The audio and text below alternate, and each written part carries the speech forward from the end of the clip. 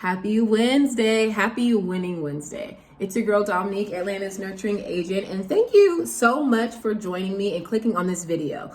I'm excited to talk to y'all today about HOA fees. So before I dive into that, if you are a first-time viewer and this is your first time on my channel, thank you so much from the bottom of my heart for coming on today. Like, I really appreciate it because we have so many options in life and especially on YouTube. So the fact that you're here right now, I'm just grateful. Thank you for showing up and watching this video. Please like and subscribe to my channel.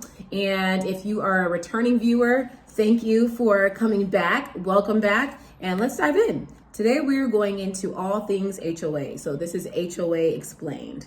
And today I want to talk to you all about what HOA means, how it works, and then how to just kind of prepare yourself should you be someone who is interested in moving into an HOA community. Or if you're someone who already lives in an HOA community, then this information will be helpful in terms of tips and tricks that you may not have recognized or realized that might help you now.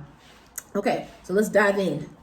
HOA fees are typically a monthly fee paid by homeowners within a certain community. And usually HOA fees cover things such as maintenance, amenities. So if there's like a fitness center, just making sure you know that's upkept, money to pay the staff that runs that handle certain things. So if you have snow removal, the money for HOA will kind of go toward making sure snow removal happens, leaf removal, a pool, just different things that are within a certain community. If you have like a playground or what have you, all of the common area things are going to be, your HOA fees are going to go toward common area things. And so keep that in mind when you are looking to purchase in an HOA community. What does HOA stand for? HOA stands for Homeowners Association. And sometimes you might hear that referred to as community association. The terms are interchangeable and they are basically mean the same thing. And so furthermore, when it comes to HOA payments, sometimes they are required to be paid monthly, and then other times they're required to be paid annually or quarterly. It really just depends on that community in particular. But the HOA fees are there to enhance the experience of the homeowner living in that community. Now, if you're wondering, well, what if I rent out my space? Does the tenant have to pay for that? So two things I want to touch on when it comes to renting. One is when it comes to homeowner association fees, homeowner association communities usually have higher value because the association requires a particular look for that community. And so the market value of association communities is typically a little higher than a community that may not have association fees, because associations, and you'll learn this if you are, if you move forward with a homeowner association community, let's just say an HOA community. If you move forward with an HOA community, then you will be able to see this for yourself, but there are rules, restrictions, and guidelines for people who live in those communities.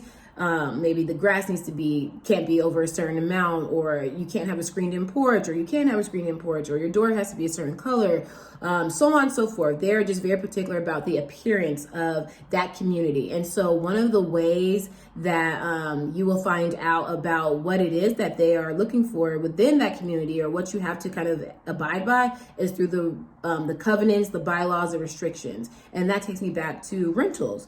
A lot of HOA communities have rental caps, so rental restrictions, which means that maybe only a certain percentage of the community can be rented at a time. So for instance, the community I live in, the rental cap is 10%. So only 10% of homes within the community can actually be rented at one time. And then anything else after that has to go on a waiting list. So if you're somebody who wants to move into a homeowners association community and you're interested in possibly renting at some point, definitely get with either your board or review your covenant and your bylaws. You should review that before going into it anyway. But nonetheless, HOA stands for Homeowners Association. It's paid monthly, sometimes quarterly. It covers exterior maintenance, common areas, and upkeep and salaries for anyone in that realm. And then also programs. So some communities will have an annual residential breakfast or a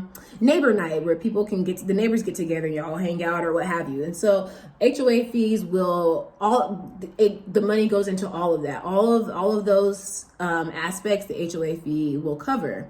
Now, in addition to that, so knowing your rules, knowing your restrictions, how much they can range from. So HOA fees, let's talk about this. This is actually very, very important. I don't want to miss this. Your homeowners association fee is not included in your mortgage. It is separate. It is a separate fee from your mortgage. So you have your mortgage, which you get pre-approved for, and then you have your HOA fee, which is an additional monetary amount that you have to pay monthly, quarterly, or annually, depending on what your community is asking. And so I don't want people to go into a home search with a pre-approval for, let's just go with 300,000, but then, and you shop at the top. You should never shop at the top of your budget anyway, but you shop at the top of your budget, you find a place that is right on budget, and then from there you disregard the fact that your HOA is not included in that amount. So now you have your mortgage for that pre-approval amount that you got, which is whatever, but then you still have to make sure you have the ability to add the additional HOA fee, because that is an additional cost and that cost is not negotiable. HOA fees are not negotiable. If you are interested, however, in like suggesting a program, or you have suggestions for changes in the community, maybe you notice a certain amount of trash out, or just, I don't know, whatever, like the laundry room is a mess, or I don't know, the playground, the swings are broke, whatever it is, if you have any kind of concerns,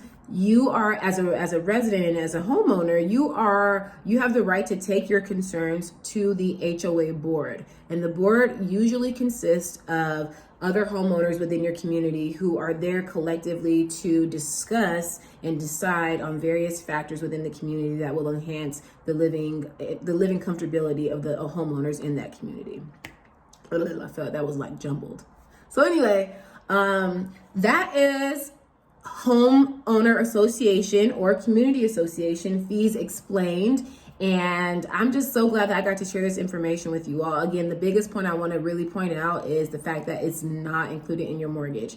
For so long, I thought that it was, and it wasn't until I actually started really, until I became an agent, that I learned that it's actually not. It's separate. So nonetheless, I wanted to share this with you all. I hope your Wednesday is glorious. Keep winning and have a nice day.